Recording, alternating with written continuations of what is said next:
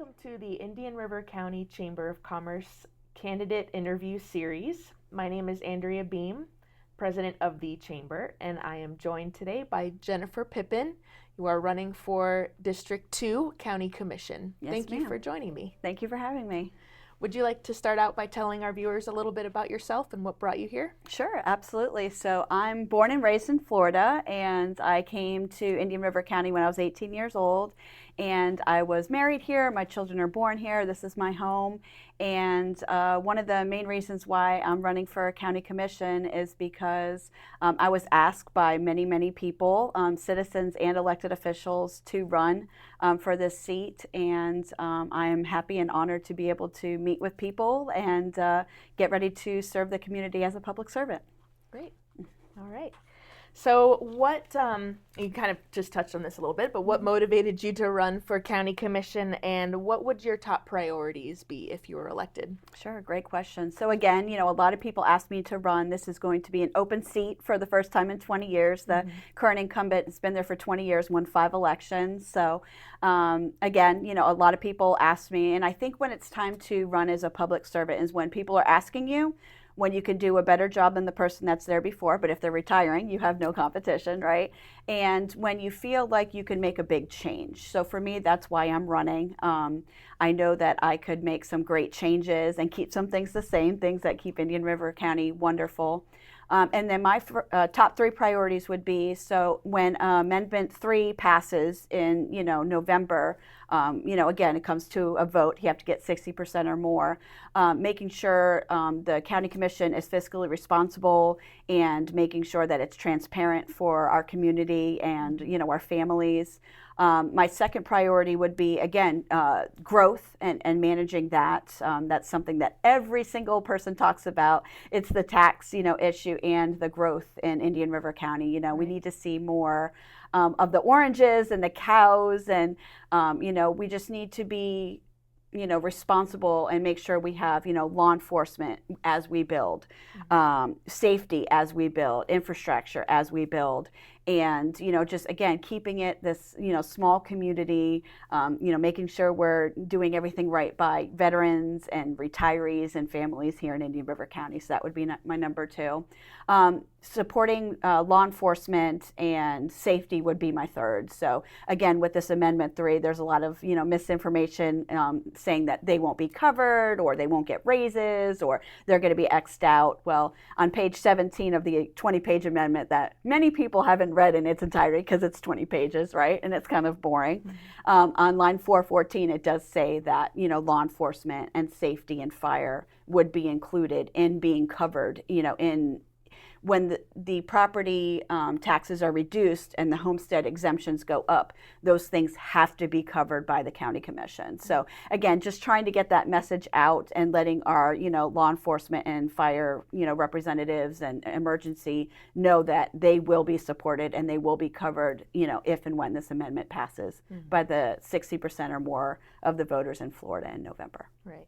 Yeah, definitely an interesting time coming up, and we'll see, how that goes for sure. Sure. But District 2 in particular covers much of the North County, into Sebastian, a lot of the lagoon, and some of the barrier island. What are some of the particular challenges and opportunities you see in your district over the next 4 years? Another great question. So District 2 is very special because, like you said, it does have so many, cities in it, and it does include the lagoon and, all of these, a lot of protected areas. So for me, keeping those areas protected, making sure that if it is zoned for agriculture, we're not putting buildings on it and make it residential or commercial. Those places that are protected, for the sea turtles and, wildlife, that we're not building on that. So for me, that's very important. And a lot of my constituents and people, when I, do meet and greets and knock on doors, that's what they're telling me. Listen, we need to keep Indian River County, Indian River County. So for me, keeping that the same is going to be very important because as, builders come in or businesses come in, if they want to change what we're doing, we need to keep those, lands protected if they're, zoned under ag or, the protected conservation. So I would love to see more businesses come to Indian River County. I've heard that planning and zoning and the building department needs some work. I've heard that from a lot of business owners and owners of businesses that decided not to keep their businesses in Indian River County. I'm sure you guys have heard this. They take it to Brevard or they take it to Port St. Lucie because of those roadblocks. I want to be that bridge to fix those roadblocks, and obviously I wouldn't manage the day-to-day, but trying to make it easier for people to open businesses or keep businesses open here rather than having to hit, all these brick walls to be able to, have employees here and have, that it's so important to have good businesses in a community because that's going to help your retirees, that's going to help your veterans, that's going to keep food on the table for families, and having more options so they're not going to Melbourne all the time or West Palm Beach, and having good opportunities for people to work here. So for me, I think that's what I would focus on when I get in the seat. But the biggest thing for me is talking to constituents, talking to the community, and just because when and if I'm elected, Lord willing, keeping that open line of communication and having transparency, which I've heard is an issue with some elected officials here in Indian River County.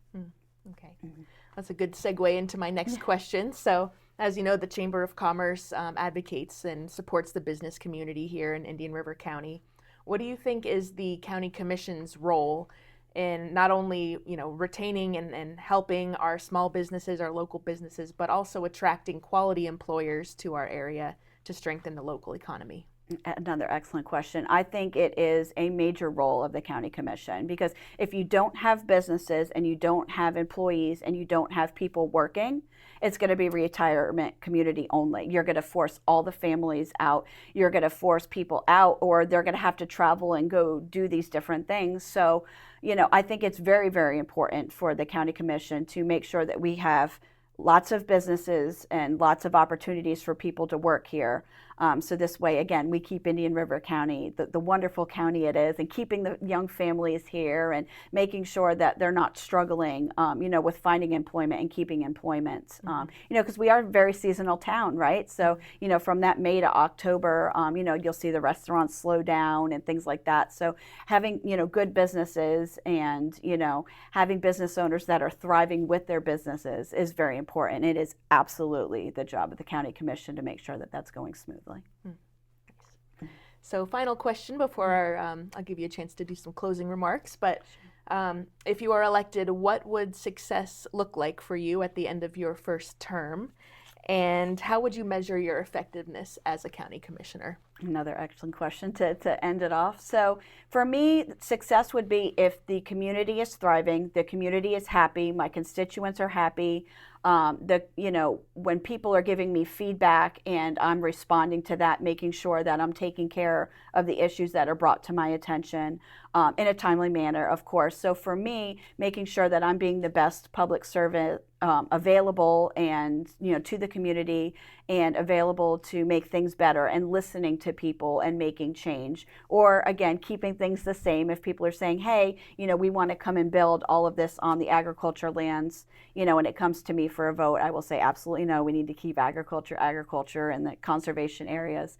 But for me, again, it's maintaining our quality of life or making it better would be what I would strive for in my first term, second, third, fourth, Lord willing. The community voted to keep me there. Okay, great.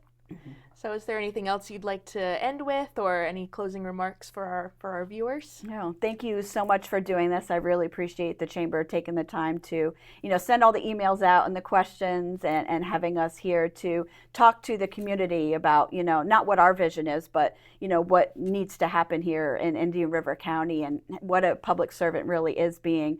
So for me, if anybody wants more information about me, my website is www.votejenniferpippin.com. So they can see my platform, my next meet and greets, my cell phone number's on there, my email numbers, my email's on there. So if people wanted to reach out with concerns or questions, that is their direct line to me. I'm running for, the community. It's not just what I think and what I want. It's what everybody, is wanting, to change or keep the same in Indian River County. So if they wanted to reach out with me, directly, they can do it that way.